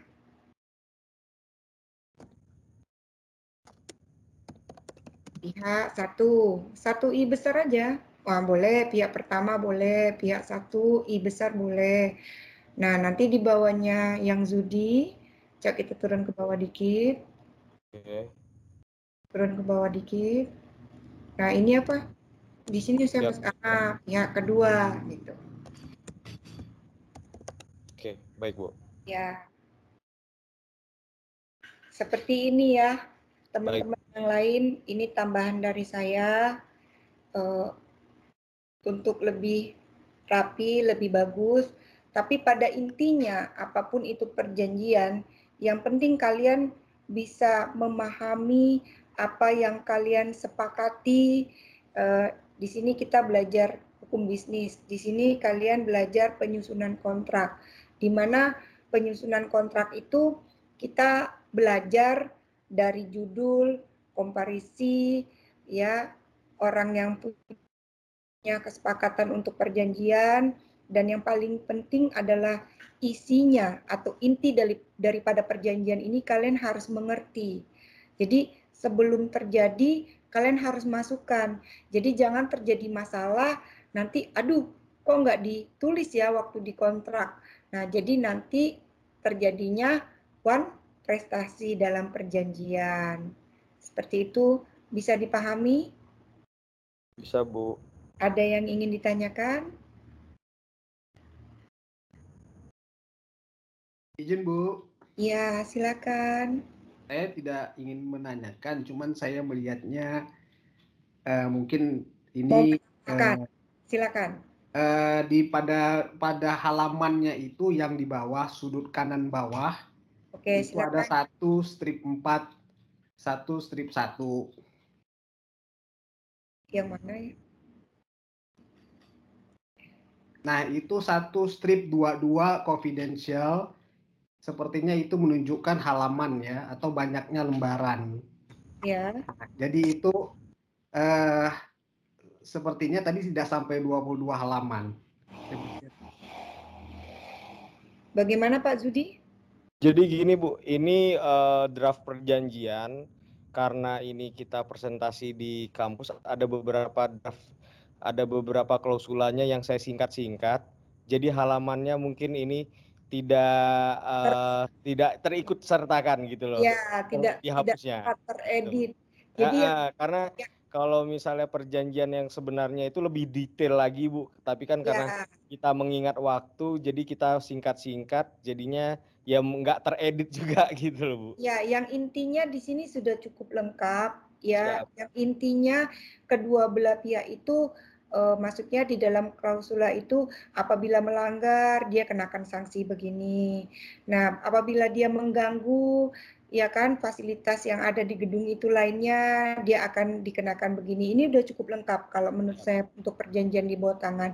Kalau masalah halaman ini anggap aja kita tutup mata karena kita buatnya waktunya juga cuma 45 menit dan seharusnya tidak ditonjolkan halaman itu ya. Biasanya kalau akta di bawah tangan. Salah, Bu. Saya lupa edit, saya yang salah, Bu. Iya, nggak apa-apa. Biasanya. Nggak apa-apa. Ini untuk penjelasan untuk Pak Wirman. Biasanya kalau akta di bawah tangan itu tidak ada halaman seperti apa tadi? Coba dilihatkan. Coba dilihatkan. Bentar, Bu. Ya, nggak apa-apa. Dilihatkan aja, nggak apa-apa. Di sini kita kan sama-sama belajar. Oke, halaman seperti ini tidak perlu. Biasanya dari pertama awal itu halaman 1, 2, 3 nggak perlu ada 1 strip 22 halaman tuh nggak perlu. Halaman ini tidak terlalu perlu karena ini bukan akta otentik. Ini hanya akta di bawah tangan. Jadi kalau penulisan halamannya cukup halaman 1, 2, 3, 4, 5 itu udah cukup. Ya, Bu. Perlu seperti sedetail ini 1 strip 22 ada bacaan apa? Coba. Nah, itu tidak perlu. Karena di sini ini kan cara maksudnya satu company perusahaan settingannya kan berbeda-beda. Cuman yang namanya perjanjian di bawah tangan ini tidak perlu. Paling dibuatkan cuman halaman 1, 2, 3 seperti itu saja Pak Wirman. Bisa dapat dimengerti Pak? Sangat dimengerti Bu, terima kasih. Ada yang lagi? Yang Maaf lain? Pak Wirman, kurang rapi. Iya nggak apa-apa. Nggak apa-apa Bu, sama-sama memperhatikan justru. Jadi kita sama-sama memberi masukan ya Pak Wirman ya. Pak Wirman ini kangen sama saya Bu. Oh iya, memang Pak Zudi orang yang dikangenin. Silakan kelompok. Udah lama nggak ketemu Pak Wirman Bu. Iya. Kelompok 3, silakan presentasi terakhir Las. Ada yang ingin ditanyakan nggak sampai sejauh ini dari materi yang saya berikan, dari penulisan kontrak yang teman-teman dari kelompok 1 dan kelompok 2 maju, dan masukan-masukan yang saya berikan, atau ada tambahan lagi dari teman-teman, bapak-bapak, ibu-ibu yang bisa melengkapi, atau punya... Izin Bu, nanya Pak Imbu. Silakan Pak Imbu. Izin Bu. Nanya Bu, kalau ada perjanjian di bawah tangan ini, itu apabila ada kedua belah pihak itu ribut atau bersengketa, itu apakah harus ke pengadilan bagaimana Bu? Sesuai dengan kesepakatan dan perjanjian. Contoh tadi Yana, Yana melakukannya cukup dengan musyawarah dan mufakat. Saya bertanya apakah itu cukup? Cukup, Bu. Oke, itu kan kesepakatan mereka. Oke, nah apabila terjadi sesuatu, berarti tidak boleh dibawakan ke pengadilan terdekat. Mereka tetap harus menyelesaikan secara musyawarah. Nah, tapi kalau kita mau masukkan di sini, walaupun perjanjian di bawah tangan, contoh, kita mau masukin bahwa nanti akan dikenakan apabila terjadi permasalahan yang tidak dapat diselesaikan dengan cara musyawarah antara kedua belah pihak, maka akan dibawa ke pengadilan. Contoh perjanjiannya di mana, domisilinya di Batam, berarti akan dibawa ke pengadilan negeri Batam, ditulis yang jelas. Jadi sehingga suatu hari menimbulkan masalah, kita bisa membawa permasalahan ini ke pengadilan negeri Batam. Seperti itu, Pak. Maka itu kan isi dalam perjanjian orang kan masing-masing. Itu boleh, Pak. Boleh. Akta kita nanti besok ya kita masuk ke materi kebebasan berkontrak ya. Oke, kita lanjut kelompok 3. Silakan presentasi Melisa dan Ferni ya. Makasih Bu. Iya, sama-sama Pak Imbu. Baik, Ibu dan rekan-rekan semua, apa sudah terlihat presentasinya? Surat perjanjian sewa menyewa rumah. Oke, silakan presentasi. Siapa yang mau presentasi, Melisa atau Ferni? Atau setengah-setengah? Dua-duanya, Bu. Gantian, setengah-setengah. Setengah-setengah, berarti di dalamnya ada berapa pasal? Ada 11, Bu. Oh ya udah, yang 15, yang 16. Jadi yang awal baca dari awal sampai pasal 5, nanti yang kedua bacanya dari pasal 6 sampai habis. Silakan. Baik, Bu. Selamat malam Ibu dan rekan-rekan semua. Saya Fanny dan rekan saya Melisa akan mempresentasikan tentang contoh kontrak yang kami buat, yaitu tentang perjanjian di bawah tangan. Surat perjanjian sewa menyewa rumah. Perjanjian sewa rumah ini dibuat pada hari ini tanggal 10 Februari 2022 oleh dan antara 1. Ferni Rahmadini, bertempat tinggal di Jalan Gajah Mada nomor 8 Tiban, Batam. Pemegang kartu tanda penduduk nomor 121110987654321. Selanjutnya disebut pihak pertama. 2. Melisa Irianti, bertempat tinggal di Jalan Engku Putri nomor 24 Batam Center, Batam. Pemegang kartu tanda penduduk nomor 123456789101112. Selanjutnya disebut pihak kedua. Pihak pertama dan pihak kedua secara bersama-sama disebut para pihak dan secara sendiri-sendiri disebut pihak. Para pihak dalam kedudukannya sebagaimana tersebut di atas menerangkan terlebih dahulu sebagai berikut. 1. Bahwa pihak pertama adalah pihak yang memiliki satu unit tanah dan bangunan berupa rumah. Berikut apa yang ada di atasnya, yaitu dinding tembok, lantai marmer, atap genteng, dan tanah di atas berdirinya bangunan. Maaf sebentar saya potong, maaf sebentar ya, saya potong. Oh ya, tadi pertanyaan dari siapa? Pak Imbu itu bagus sekali loh. Jadi begini ya, tadi itu kalau kelompoknya Yana itu kelompok 2 ya. Jadi kalau Yana itu membuat di dalam perjanjian di bawah tangan bahwa penyelesaian apabila terjadi masalah yang akan timbul di kemudian hari tidak dapat akan diselesaikan secara musyawarah ya, tidak dibawa ke pengadilan negeri terdekat. Nah, apabila terjadi masalah terus dia salah satu pihak membawa ke pengadilan negeri atau dilaporkan atau seperti apa. Nah, itu berarti sudah one prestasi, tidak mengikuti perjanjian yang telah disepakati. Maka perjanjian ini dapat batal demi hukum. Bisa dimengerti sampai di sini? Ini tambahan dari saya ya. Jadi bisa dicatat. Apabila kedua belah pihak melanggar kesepakatan yang telah disepakati, yang telah dibuat ya untuk akta di bawah tangan, contohnya tadi aktanya kelompok 2 Christina dan Yana. Nah, mereka itu menyelesaikan masalah itu hanya secara musyawarah ya, tidak di situ ada keterangannya, apabila tidak dapat diselesaikan secara musyawarah, maka dapat diselesaikan ke pengadilan setempat atau pengadilan negeri Batam, misalnya perjanjiannya di Batam. Nah, itu kan tidak dibuat. Nah, apabila tidak bisa diselesaikan secara musyawarah, ini gimana Bu? Bisa nggak dibawa ke pengadilan negeri segala macam? Oh, karena sudah melanggar daripada isi poin dalam perjanjian ini, maka perjanjian ini dapat batal demi hukum. Oke, bisa dicatat?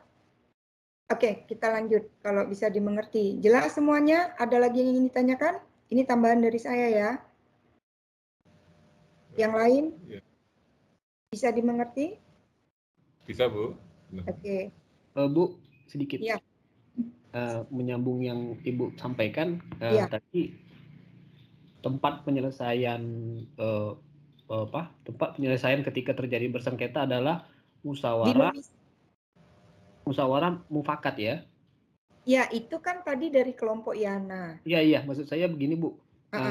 Yang saya mau tanyakan, ketika musyawarah dan mufakat itu tidak tercapai kesepakatannya, apakah hanya berhenti di situ saja karena memang secara tertulis diatur di dalam perjanjian? Iya, maka itu dalam membuat suatu perjanjian, kita harus membuatnya, memikirkannya untuk ke depan.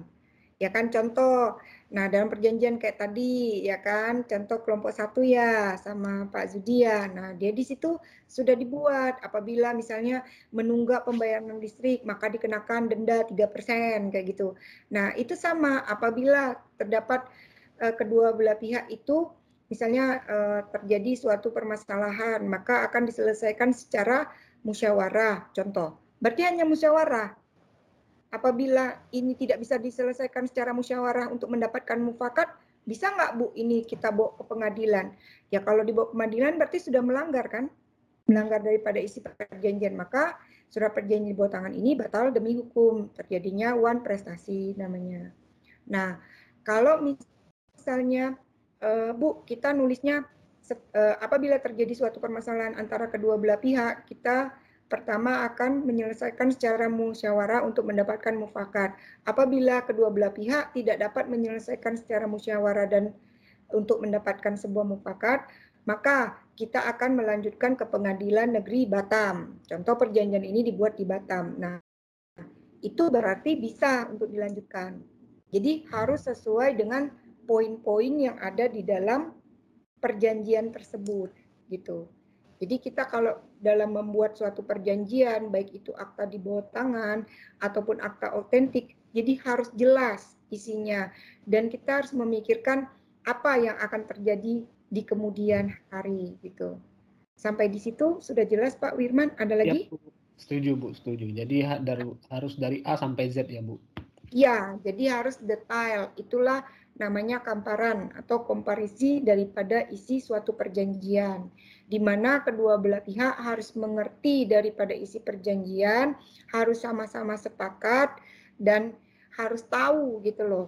Ini apabila suatu hari terjadi masalah harus dibawa kemana gitu. Jadi di sini tidak merugikan kedua belah pihak gitu loh. Jadi sebelum menandatangani, kita harus baca benar-benar merugikan kedua belah pihak enggak gitu. Jangan sampai ada pihak yang dirugikan, seperti itu. Sampai di sini ada lagi yang ingin dipertanyakan? Bu, Ferni izin bertanya boleh Bu? Boleh. Silakan. Jadi misalnya nih di akta perjanjian bawah tangannya itu untuk perselisihan disepakatinya dibawa ke pengadilan. Nah itu pertanyaannya, akta di bawah tangan sama akta otentik kekuatan hukumnya sama nggak Bu? Sama. Jika dibawa ke pengadilan. Sama. Akta otentik dan perjanjian di bawah tangan itu hukumnya sama. Tapi kamparan isi dari perjanjian itu, satu judul, kedua belah pihak sepakat, isi dari perjanjian itu memang benar-benar sama-sama sepakat. Jadi jangan nanti waktu menandatangani kalian sudah baca perjanjian, Nah, setelah ini berlangsung, tiba-tiba kalian bilang, oh saya sebenarnya dari awal nggak setuju itu pasal sekian. Nah, itu tidak bisa ya. Itu terjadi wan prestasi. Gitu. Nah, hukumnya sama. Dan harus dihadirkan 2 orang saksi. Tetapi perjanjian di bawah tangan ini dapat batal demi hukum. Ya, 1, kalau tidak ada 2 orang saksi. Ya, jadi dia kan ada judul, isi, kesepakatan bersama, sanksi yang diberikan, kesepakatan pembayaran, dan lain sebagainya, serta harus ada 2 orang saksi dan ditandatangani di atas materai. Masing-masing lembar, walaupun akta di bawah tangan, tetap harus diparaf. Maka dia akan mendapatkan yang sama dengan akta otentik, hukum yang sama berlaku, hukum yang sama dengan akta otentik. Sampai di sini bisa dimengerti? Ada lagi yang ingin ditanyakan? Silakan. Cukup? Ada lagi? Silakan. Gak ada? Kita lanjut. Ada atau tidak nih? Tolong dijawab. Ada lagi? Belum ada, Bu. Oke, lanjut. Kita lanjut, teman-teman, bapak-bapak, ibu-ibu sekalian.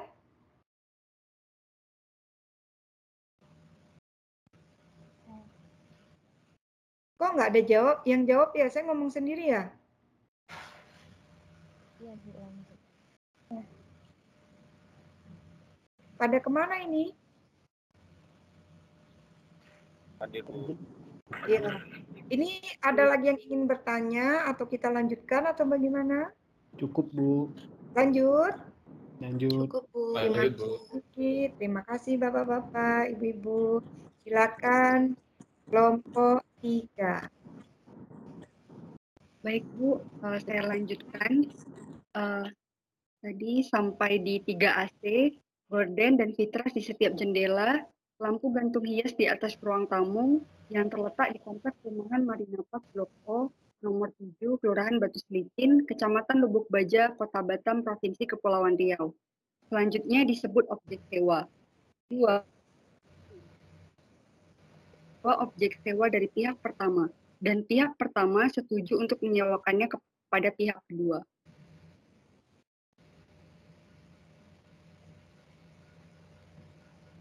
Berdasarkan hal tersebut di atas, para pihak sepakat untuk membuat perjanjian ini dengan syarat dan ketentuan sebagai berikut. Pasal 1 terkait kesepakatan sewa-menyewa. 1. Pihak pertama dengan ini sepakat untuk menyewakan rumah kepada pihak kedua sebagaimana pihak kedua dengan ini sepakat untuk menyewa rumah tersebut dari pihak pertama. Kedua, sewa menyewa rumah sebagaimana dimaksud ayat 1 dilaksanakan dengan ketentuan sebagai berikut.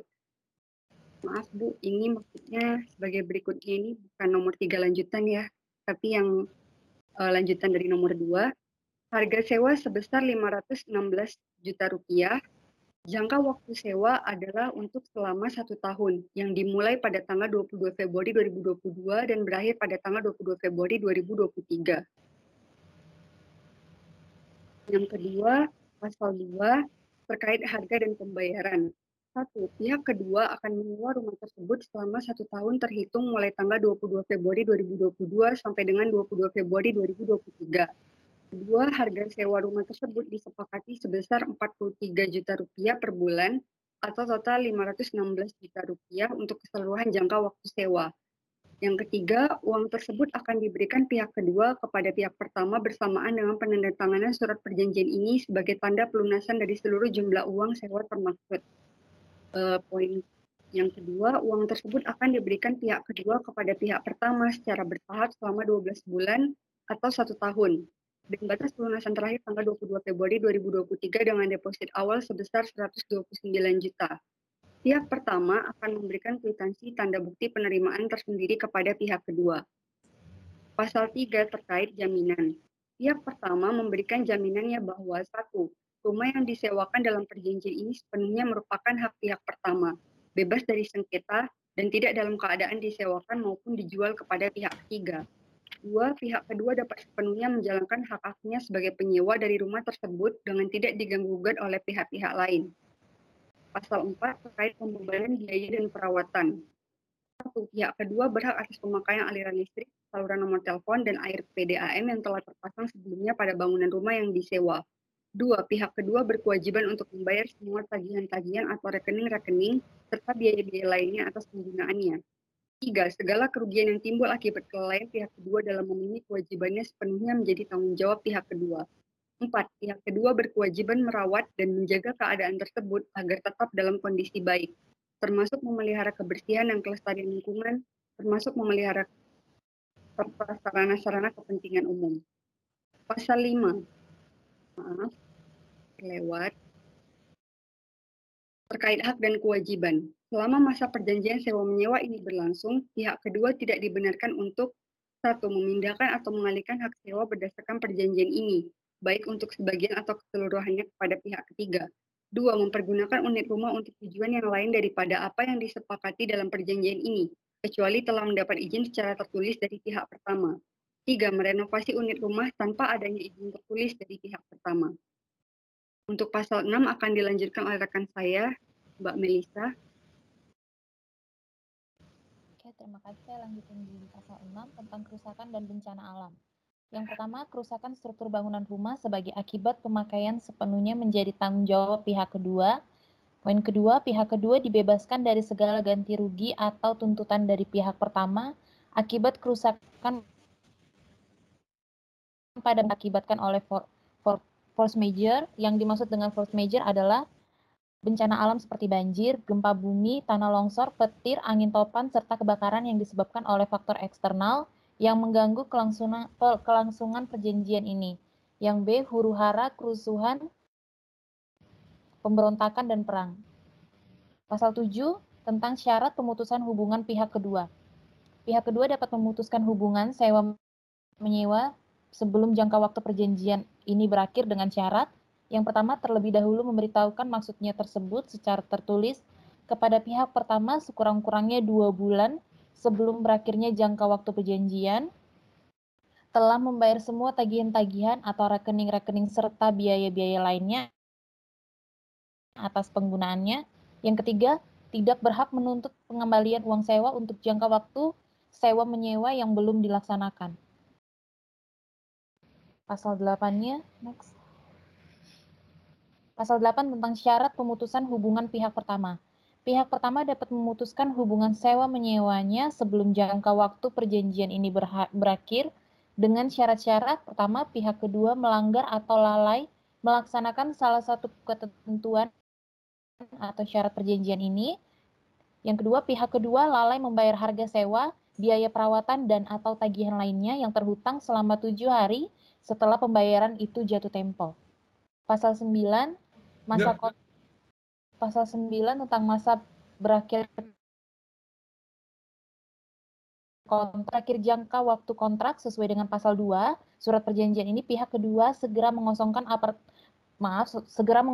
rumah dan menyerahkan kembali kepada pihak pertama serta telah memenuhi semua kewajiban sesuai dengan surat perjanjian ini, kecuali kedua belah pihak bersepakat untuk memperpanjang sewa menyewanya kembali.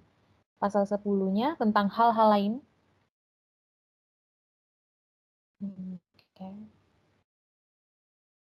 Hal-hal yang belum tercantum dalam perjanjian ini akan dimusyawarahkan bersama oleh kedua belah pihak. Pasal 11, penyelesaian perselisihan mengenai perjanjian ini dan segala akibatnya, kedua belah pihak bersepakat untuk memilih menyelesaikan secara musyawarah mufakat apabila terjadi perselisihan. Di pasal 12-nya,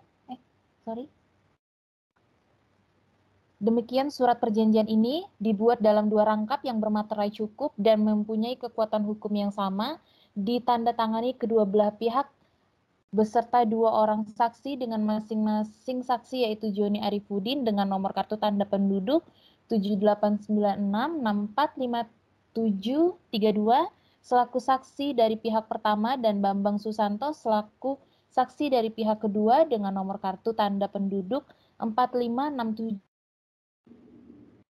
2234 di Batam pada hari Kamis tanggal 10 bulan Februari tahun 2022 dan berlaku mulai tanggal tersebut sampai dengan tanggal 22 Februari tahun 2023.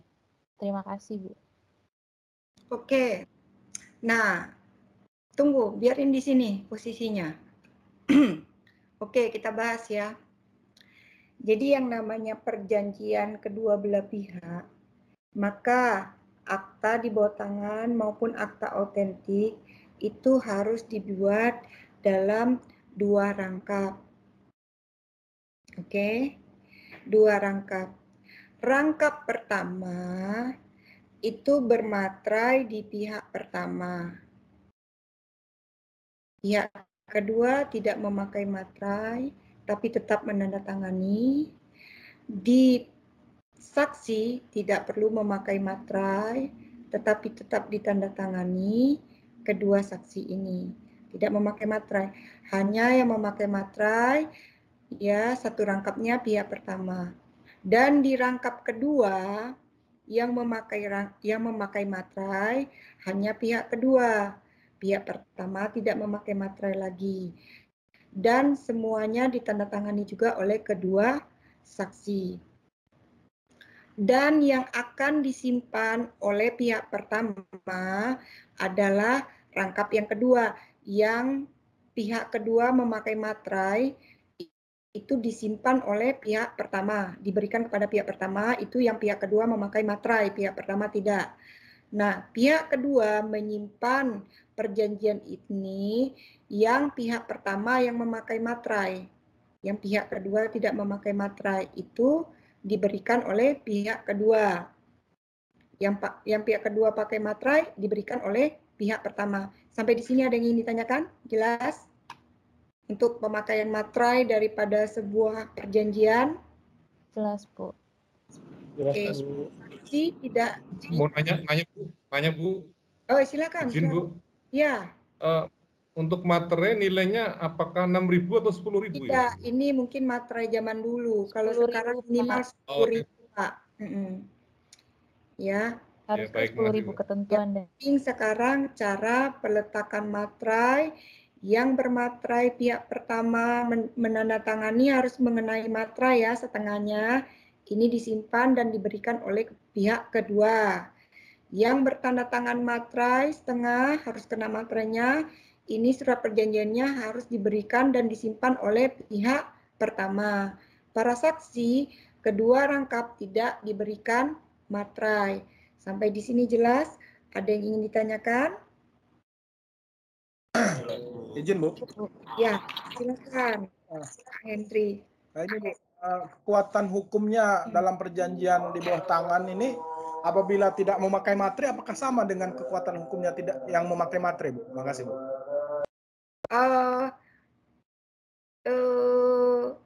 Sebenarnya dalam suatu perjanjian itu sudah punya kekuatan hukum, tetapi dia itu bisa batal demi hukum kalau dia tidak mengikuti tata cara pembuatan daripada suatu perjanjian. Jadi kalau pertanyaan Bapak, Bu, kalau mereka tidak memakai materai itu bisa batal demi hukum nggak? Ya sebenarnya sih bisa batal demi hukum itu sebenarnya. Tetapi di mana kalau dulu ya, kalau sekarang dengan adanya peraturan baru itu bisa batal demi hukum. Tetapi kalau dulu mungkin masih bisa berlaku, Pak. Tapi kalau sekarang saya tegaskan itu bisa batal demi hukum. Karena kita harus wajib menggunakan materai. Dan caranya juga harus rangkap 2 dan ditandatangani yang seperti saya jelaskan tadi, Pak. Begitu penjelasan dari saya. Untuk pertanyaan dari Pak Henry ya. Oke. Terima kasih, Bu. Ya, ada lagi yang lain? Silakan. Bu, saya mau bertanya. Iya, silakan. Terkait pasal 8 sama pasal 7. Oke, coba dinaikkan pasal 8 dan pasal 7. Saya udah agak ngantuk ini. Mana tadi? Saya mungkin nggak terlalu mendengarkan ya. 8 pasal 7 ya. Pasal 7 apa bunyinya tadi? Coba. Pasal 7 coba lihat bentar. Oke. Syarat pemutusan hubungan pihak kedua. Oke. Terus yang pasal 8